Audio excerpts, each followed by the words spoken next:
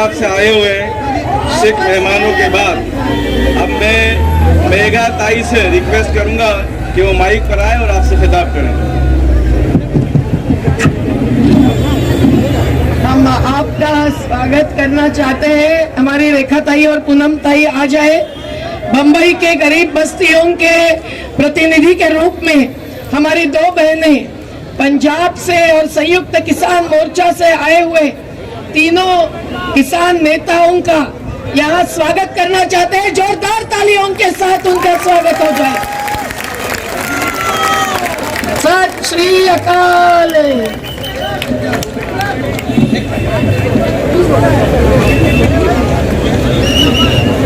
आज यहाँ किसान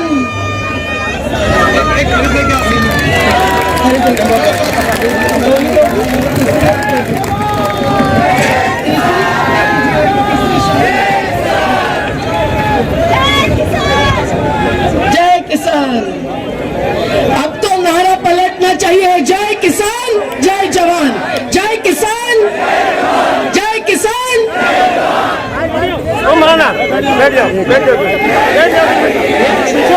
साथियों, किसान अलायंस मोर्चा के तमाम नेतृत्व में रहे साथी, जिनमें हिंदू मुस्लिम सिख ईसाई किसान मजदूरों के प्रतिनिधि शामिल हैं, जिसमें भूतपूर्व न्यायमूर्ति कोलसे पाटिल जी हैं, हमारे संयुक्त मोर्चा के समिति के गणमान्य सदस्य भूतपूर्व सांसद राजू शेट्टी जी है, प्रतिभा ताई है, फिरोज बिटिबोर वाला है, फरीद शेख जी और उनके तमाम साथी पूरी ताकत के साथ लड़ रहे हैं। भटकिया विमुक्त जाति के राठौड़ जी आज यहाँ पधारे हैं। हम सब लोगों का नाम न लेते हुए सबको धन्यवाद देते हैं कि आज मुंबई का जागरण यहाँ इस आजाद मैदान में किसान मजदूरों की आजादी की घोषणा करने के लिए एकत्रित दर्शन दे रहा है।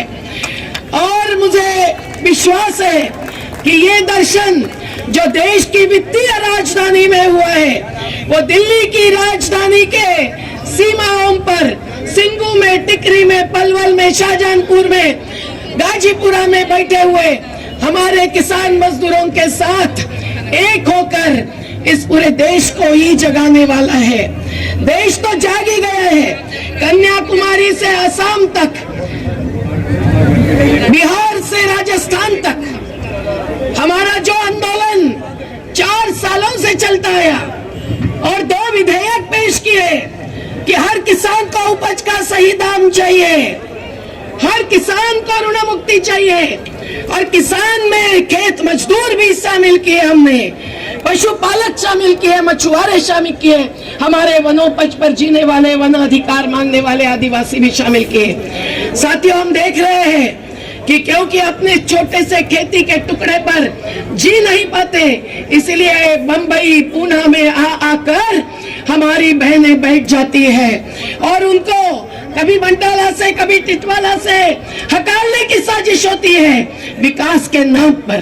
लेकिन ऐसा देश का हर नागरिक जो किसान मजदूर है, जो देश को अन्न सुरक्षा देता है, भूख प्यास मिटाता है, जो अपनी मेहनत का योगदान जीडीपी में 65% देता है, वो आज आत्महत्या करने के लिए क्यों मजबूर है? हर 17 मिनट में एक किसान आत्महत्या क्यों कर रहा है? ये सवाल आज किसान मजदूर एकता के आंदोलन के द्वारा उठ रहा है। और दूसरी बाजू है अडानी अंबानी जैसे मुट्ठी भर पूंजीपतियों की। साथियों, यहाँ एक बाजू न्यूनतम वेतन नहीं मिलता है, किसान मांग रहा है हर उपज का सही दाम, जिसका आश्वासन चुनाव पूर्व प्रचार में मोदी जी ने दिया था। कांग्रेस भाजपा दोनों के घोषणा पत्रों में था कि स्वामीनाथन आयोग के आधार पर हम 1 रुपया खर्च पर 1.5 रुपया देंगे। अरे 1.5 रुपया क्या ज्यादा है? ये पीने का पानी अगर आप बोतल से पी रहे हैं तो ध्यान में लीजिए कि 55 पैसे लीटर से कंपनी पानी खरीदती है और 18 और 20 रुपए में बेचती है। बहिष्कार करो इस प्रकार के बोतल का पानी का। और ये मुनाफाखोरी अब अगर खेती उपज पर चलेगी तो ये अडानी अंबानी खुद के गोडाउन भरेंगे पर हमारा पेट नहीं भरने देंगे। साथियों, ये तीनों कानूनों में बस ये मुट्ठी भर कंपनियों की मुनाफाखोरी है, इनकी जमाखोरी है, जो बंगाल के सूखे के अकाल के बाद 1955 से इस देश में कानून लाया गया था कि खाद्यान्न का जो अति आवश्यक वस्तु है उसका साठा कोई नहीं कर सकता, न व्यापारी न कंपनी। लेकिन अब मोदी सरकार ने इनको मुनाफा कमाने के लिए ठेका खेती की छूट दी है, खुद मंडियां चलाने की छूट दी है, हमें भाव क्या कानून नहीं बनाया है, केवल आश्वासन दे रहे हैं। और दूसरी बाजू इनके खुद के गोडाउन में लाखों टन अनाज इकट्ठा करने की छूट दी है। समझ लीजिए मेरे बस्ती बस्ती से आई हुई गरीब बहनों और भाइयों, आपकी राशन व्यवस्था नहीं चलेगी अगर ये कानूनों की, 3 कानूनों की बात आगे बढ़ने देगी तो। और इसीलिए आज हमारे पंजाब और हरियाणा के किसानी ताकत ही नहीं, शहादत के आधार पर ये जो आंदोलन चल रहा है ये नया आजादी का आंदोलन है। साथियों, पंजाब के ही सबसे ज्यादा किसानों ने 2600 में 2100 शहीद हुए थे आजादी आंदोलन में।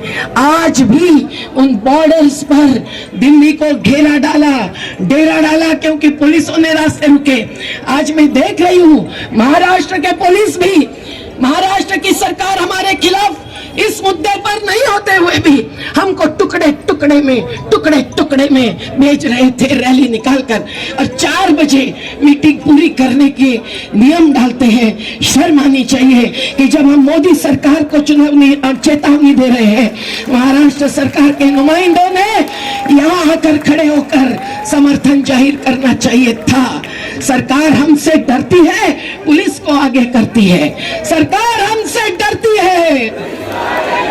लेकिन हरियाणा जैसी बात तो महाराष्ट्र में नहीं हुई है, नहीं होने देंगे। हम चाहते हैं कि मोदी सरकार जिसने लॉकडाउन का फायदा उठाया है, पूरी सार्वजनिक संपदा बेच दी है, बेचना जारी है, और इस कानून से हमारी खेती छीनने वाले हैं, हमारा अधिकार छीनने वाले हैं, तो राज्य का अधिकार महाराष्ट्र शासन नहीं छीनने दे। पंजाब, राजस्थान, छत्तीसगढ़, केरल, हर राज्य ने अपने कानून अब लाने की शुरुआत की है।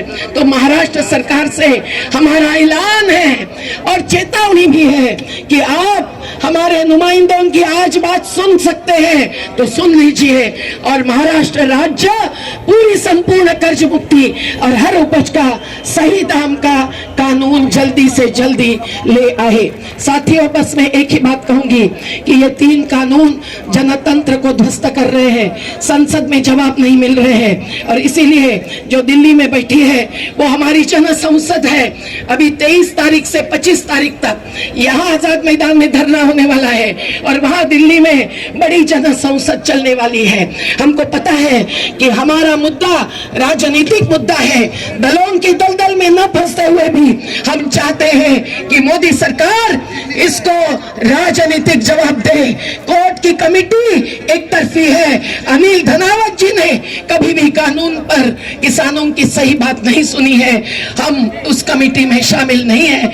8-9 बार चर्चा हो चुकी है, उनकी दानत नहीं है कि वो कॉर्पोरेटीकरण के विरोध को, कंपनी राज के विरोध को कोई जवाब नहीं दे पा रहे हैं, क्योंकि उन्होंने उनके साथ चुनाव के पहले ही करार कर दिए हैं।